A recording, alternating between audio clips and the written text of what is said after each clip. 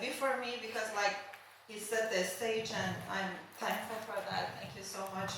I'm so glad to be here and I am gonna give you same but different perspective. I'm gonna take you a little bit beyond the borders of the United States, a little bit, and then we come back to the AI transformation, right? Because if you put the label of an AI transformation these days on anything, it will sell, doesn't it? Okay, so,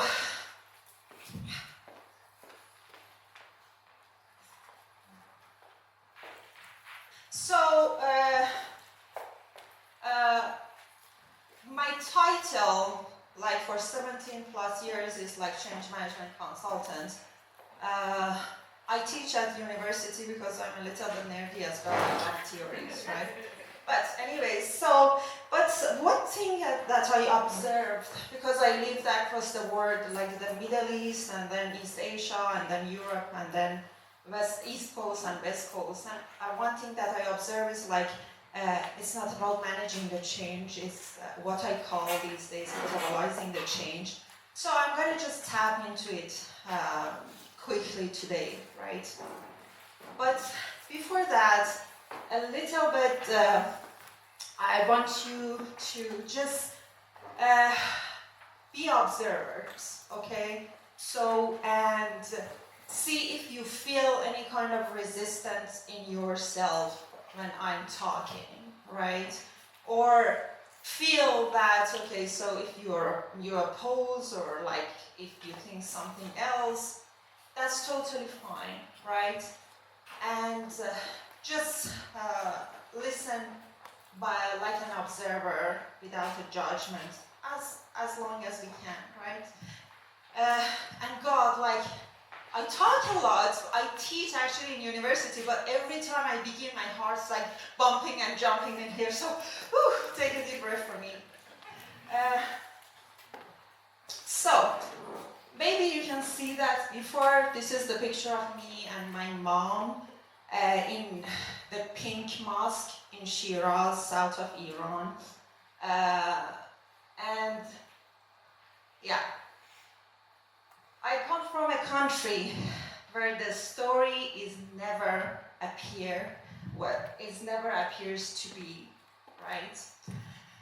So I come from Iran, and you might know Iran from nuclear negotiations, right? Or from oil prices, or maybe recently some kind of protest potential, right? But where I grew up is far more complex than the headlines. I'm coming from 5,000 years of civilization and coming from a people of deep culture, heritage, education, and diversity. I'm coming from a community that the systems, that the governmental system does not support them. So, but yet, the word puts me in binary, and here I want you to feel yourself. War or not war, okay? Religious or secular, interventions or the regime.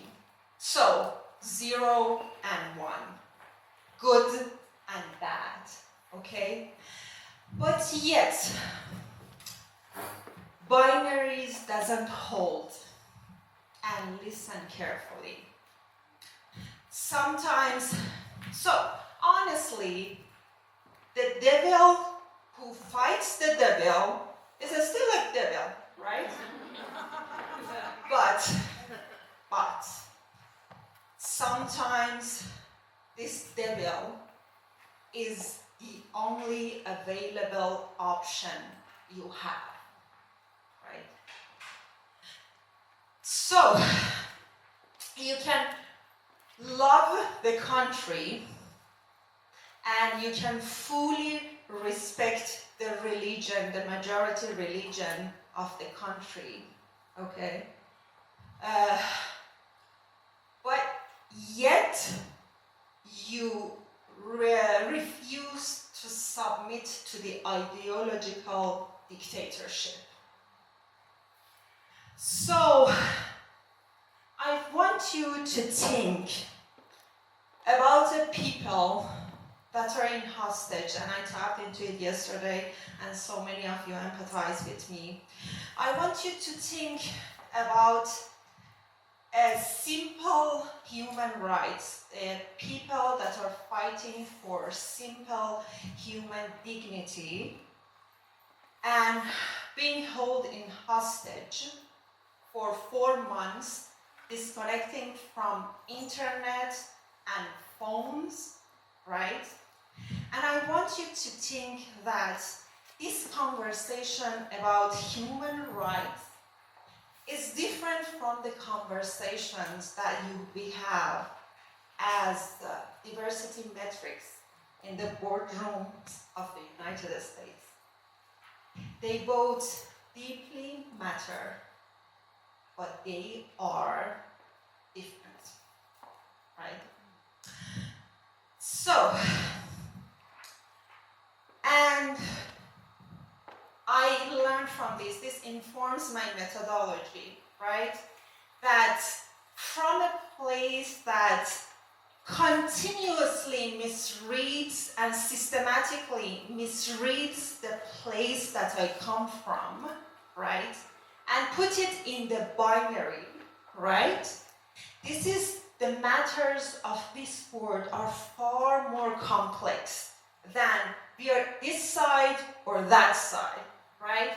We're good people or bad people. We have this like enlightenment gesture, or we actually lived inside the misery, right?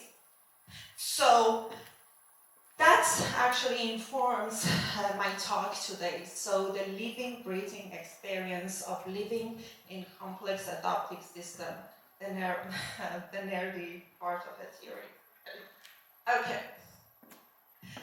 So, back to our normal life, right? The AI transformation. I give you some stats because we all love stats, right? About 1+ billion people are just using AI these days, right? And about 88% of organizations share that they have actually adopted AI. According to McKinsey & Co. State of AI 2025, and then 6% actually said that AI made an impact in their work. Okay. So this is the stats, and the gap is not the adopting technology or like whether we have it or not, it's already there. So the gap is not the strategy, the gap is not whether we need more training or not, the gap is more metabolic. And I'm going to talk about what metabolism means. So,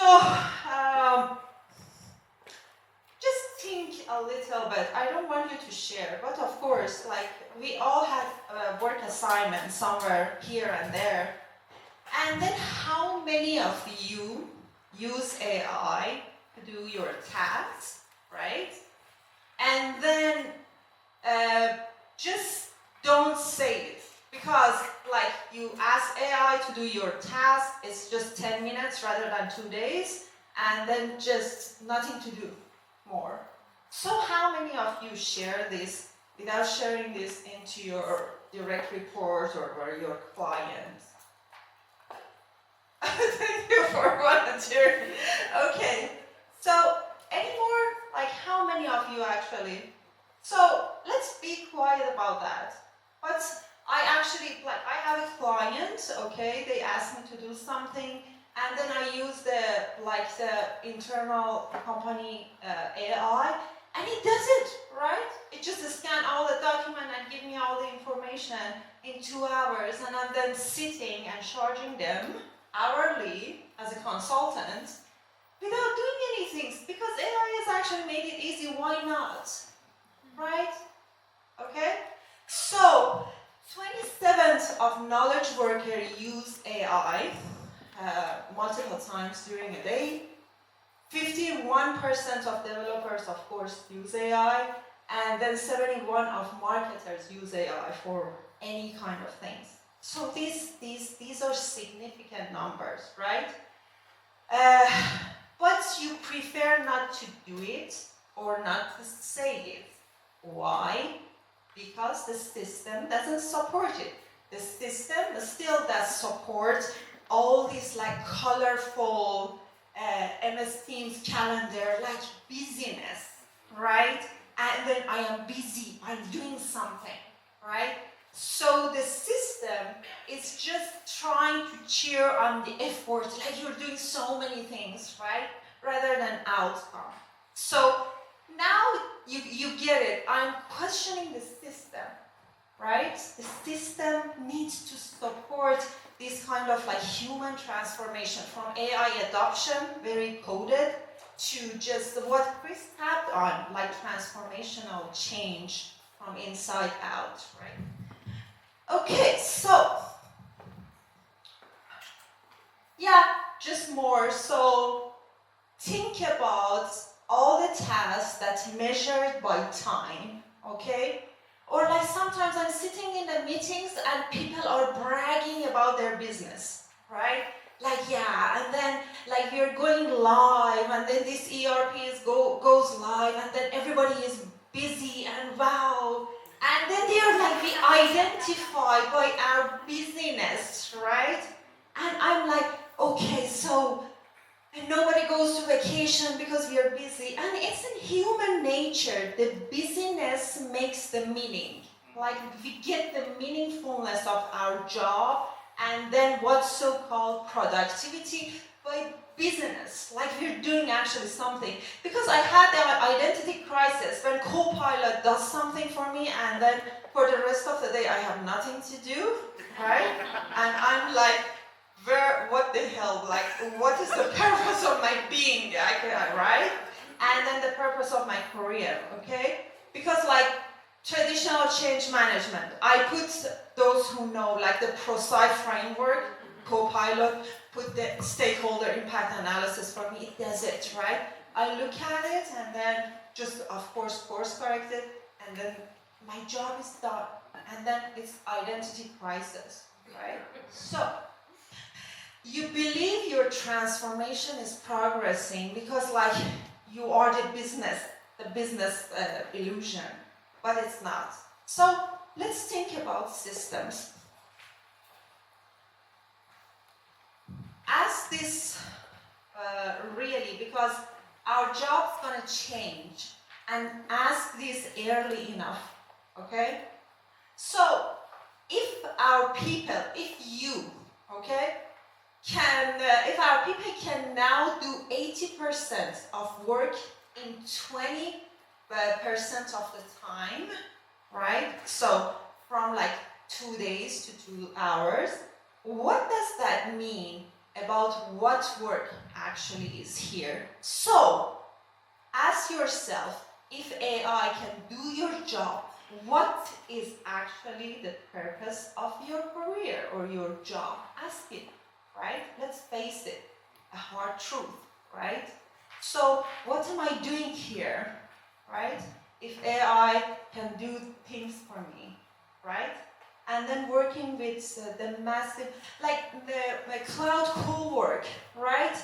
I have a twisted mind. I give so many dimensions to this poor cloud co-work. And then it gives me a beautiful synthesis of everything, okay? And I'm like, okay, job is done, and everybody is impressed, and I don't tell, for example, the dean of university that I gave all the curriculum available to pull out the cohort, and then it gives me something magical, and then everybody cheers for me, but everybody is just using AI, right?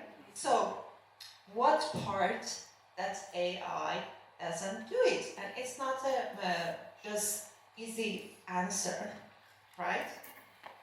Okay, so now that we have AI, they say that there is a burnout because like AI just do the job quickly, and then the job that like the amount of job that he's doing is just more, so the activity is increasing, but not the adaptive capacity. I'm gonna talk about it. More change initiatives, so they're like changing. The industry is changing, the companies are changing, and it's the race of changing and AI adoption and any other adoption. So everything is changing, okay? But it's just exhaustion, it's the fatigue that brings it, right? AI adoption without AI integration. So what is this thing? Like AI adoption. Last night we were talking with a group of friends, and I'm like, what the hell is AI adoption? It's the technology, right? It's like you're talking with Copilot, because it appears to be Copilot like in all like legacy systems right now. Is it something in the operational systems, or is it something in decision making? What the hell is AI adoption, AI integration, right? And then culture, performing resilience instead of building it. Yeah, culture. And I think we all love culture transformation, right? Because of our personality. We are more or less like-minded people, and then we are talking about culture transformation. But then, what is the system that supports the transformation, right? So, yeah, so we cannot build resilient culture on exhausted nervous system. So let's think for once that organizations is actually a living, breathing body, right?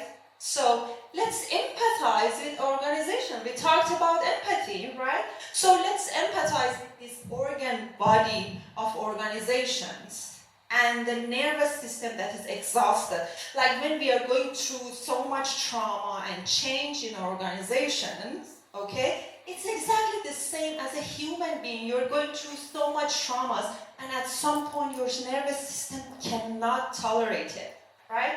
So this metaphor comes from here. Technology scales exponentially, human nervous system does not, right? So performative resilience, and then not adaptivity, okay? We have all these things on surface level, right? Because guys, from my own story of my background to this kind of AI adoption and transformation, currently so hot topic, one thing that I learned during my whole experience is that you know what harms the system and what those who make errors, okay, and harm the system, and I can see it in like Iran freedom movements, are those people, are not ignorant people, are not careless people, are those intelligent people, or that happen to have a well-meaning under their intention, but they fail to see the system behind the whole like campaign, or behind the whole event. We just stick to the surface level and the binary system, what the society wants us, right? But sometimes it's on us, and I get the credit of like being those intelligent people, but why not, right? So it's on us to just not being so naive, to take side, to think binary, to not go inside the system and see the complexity of the system, okay? So both for human transformation, community transformation, and also organizational transformation. So I put all my experiences of 17 years of change management consultancy and teaching actually change management, and then having an education on transformation, and put it in the AI, okay? So I put all my experience and every theories that I adopted in my PhD and everything that people are telling me in AI. Cloud is just really intelligent. Okay.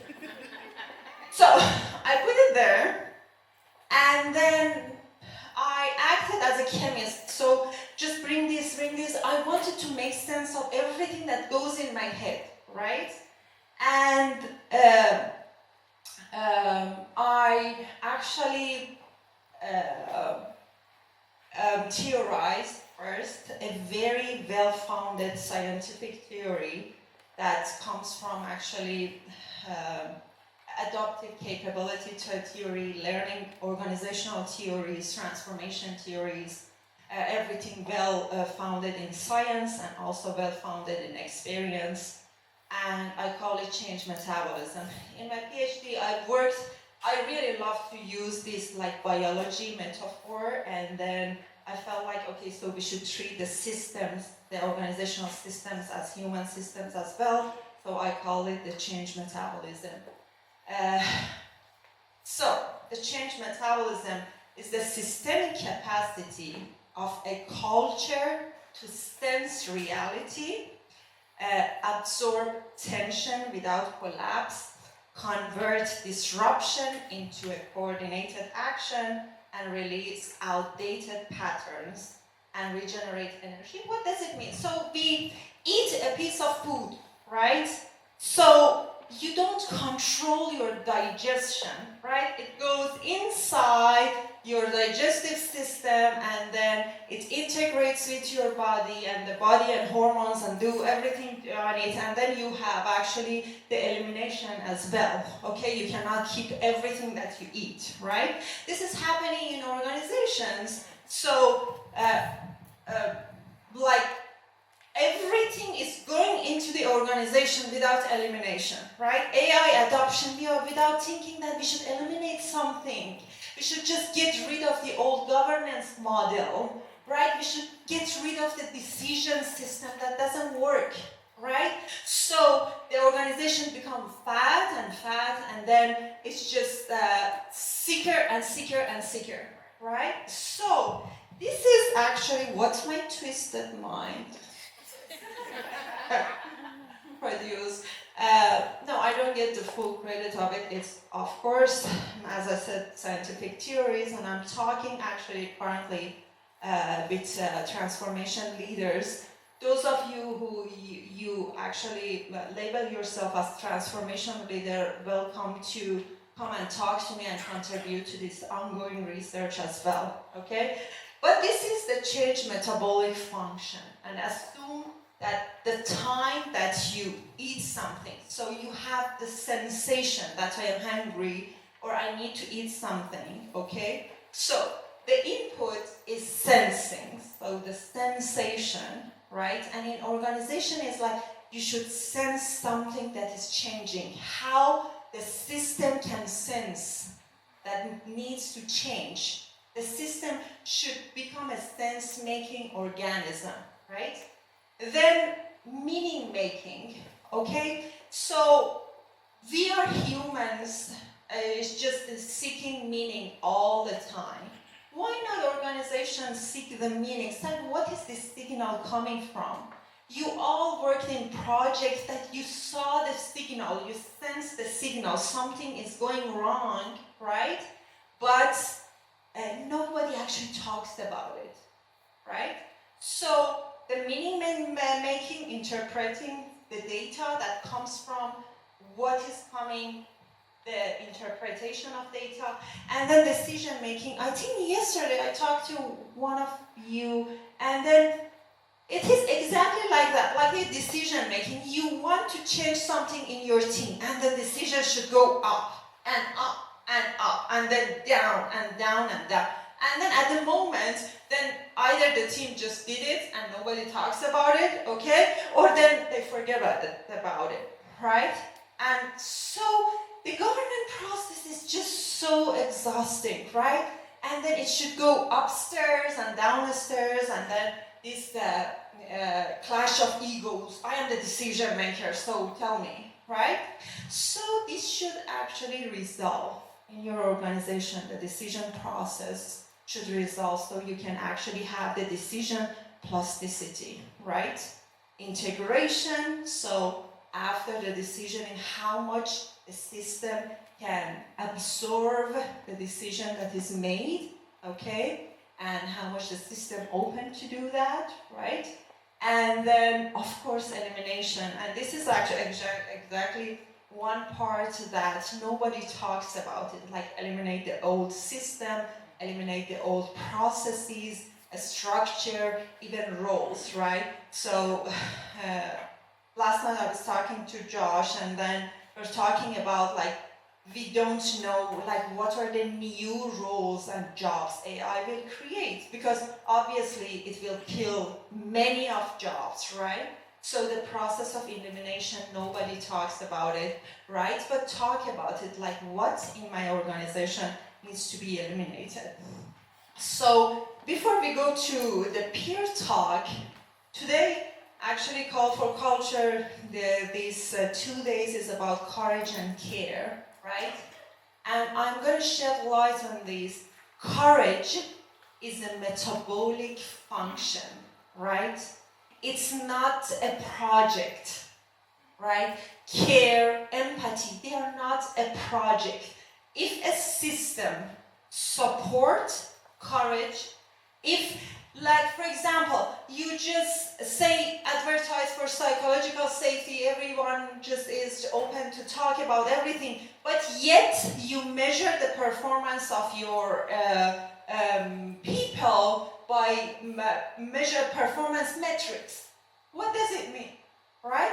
So when a system doesn't support what you do, all we do, and then we all were in HR, all we do is just the slogans and beautiful blah blah blah, right?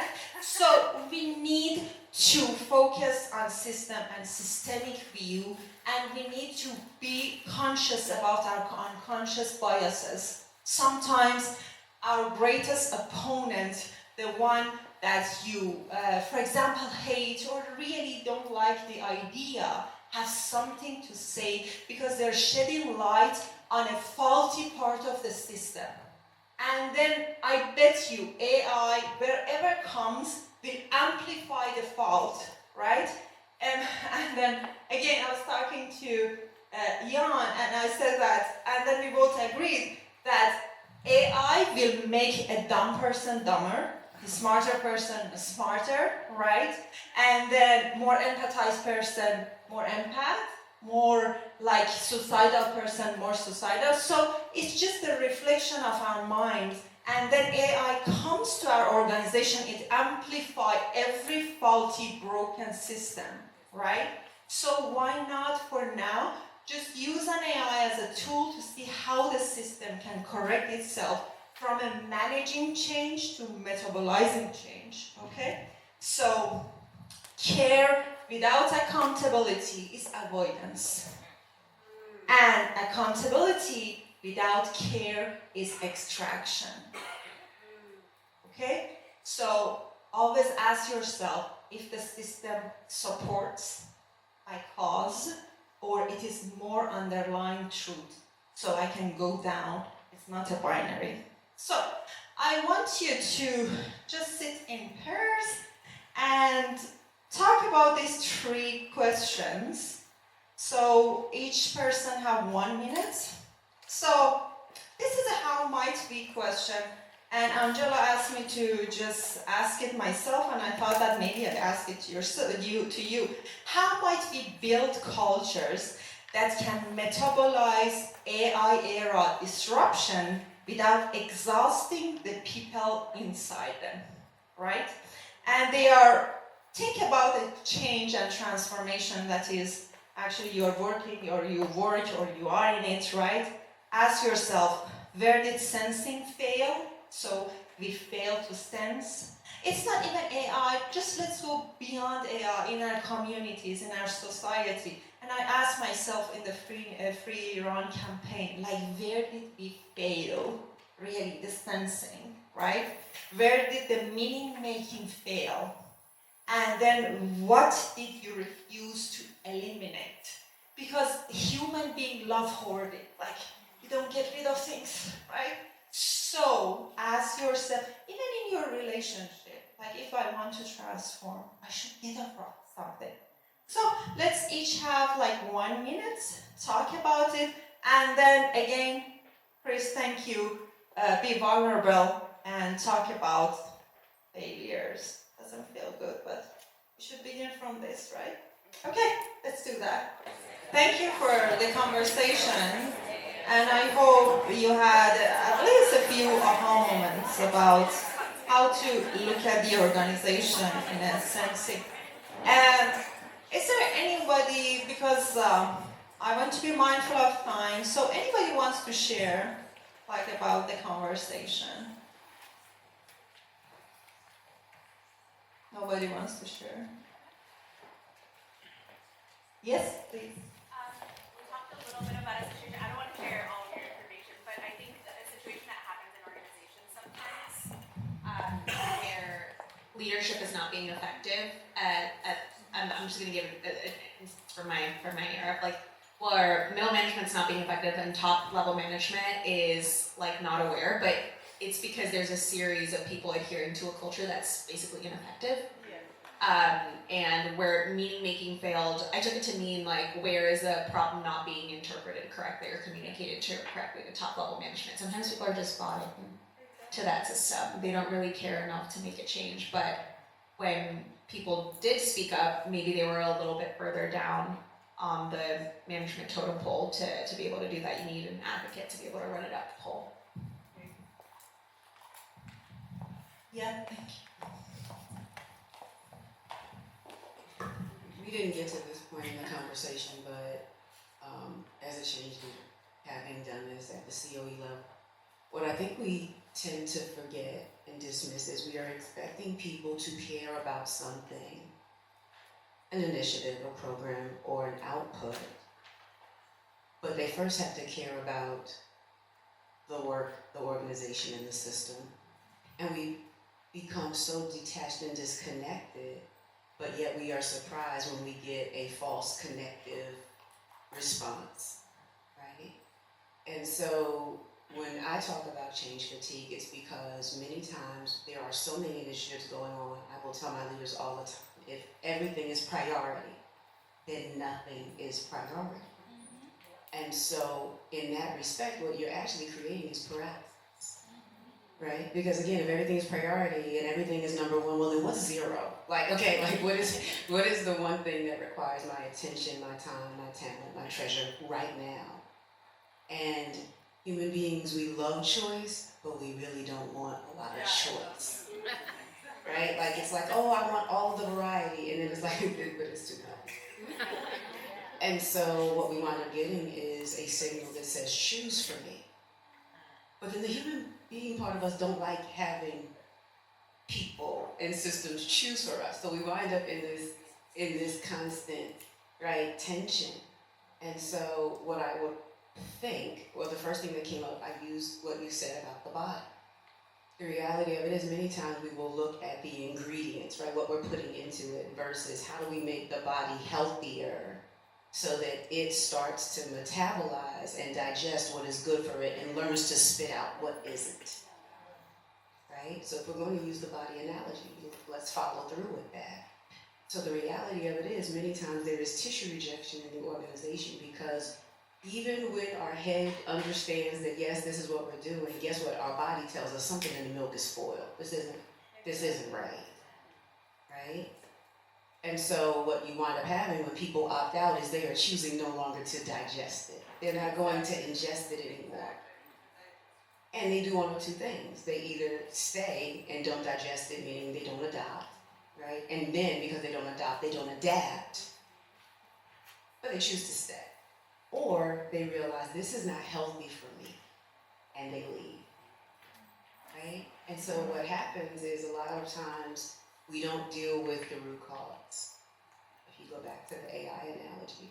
So many times before we even get to whatever the change transformation is, what I want to understand is this a culture that will be able to do this in a way that is sustainable?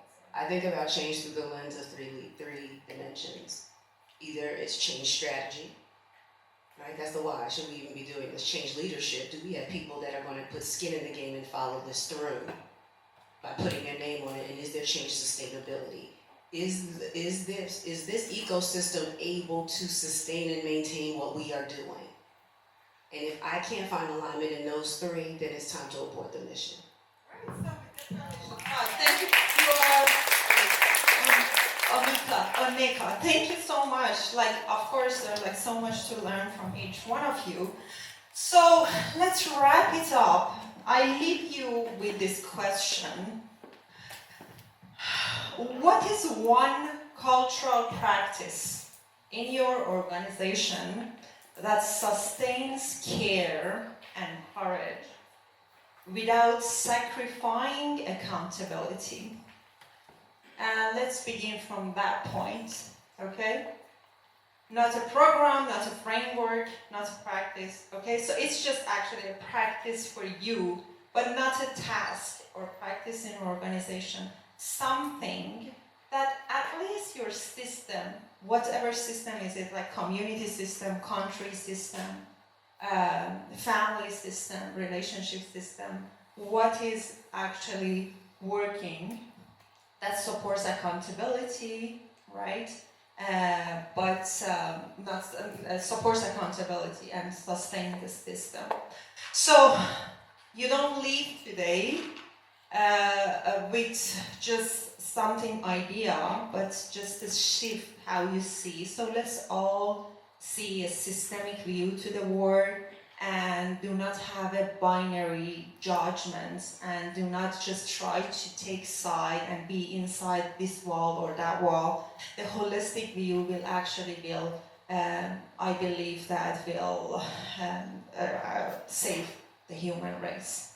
And this is me, Behnaz Gholami, and if you can scan the QR code, this is my newsletter. I talk about the complexity decoding all the time. This is my passion.